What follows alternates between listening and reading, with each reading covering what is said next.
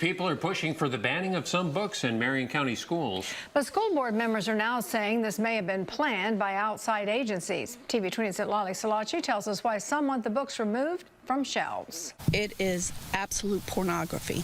Dozens attended the Marion County Public School Board meeting on Tuesday. Some are calling for the ban of controversial books, calling them pornographic. Our tax dollars should be used for educating the children and making them better, the best they can be for the society.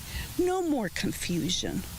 No more telling them right is wrong and wrong is right. Several came up to the podium to discuss books such as Flamer and The Hate U Give, asking to remove them from shelves. We should have some discretion in what our young children, the future of this nation, are being exposed to at too young of an age. Marion County School Board members addressed the situation and say this rally was planned. We've been doing what we're supposed to do for the past few years, and so to get this type of outcome from some people that just really wanted to have their 15 minutes of fame was really disappointing that happened in our community. Some argue it's the parents' right to teach children certain topics at home rather than being exposed to them at school.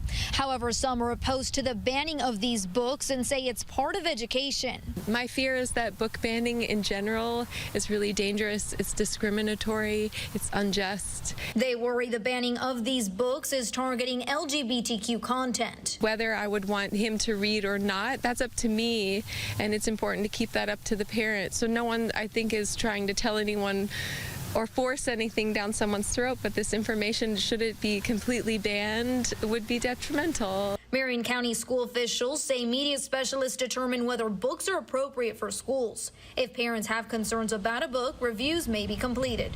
Lali Salachi, TV 20 News.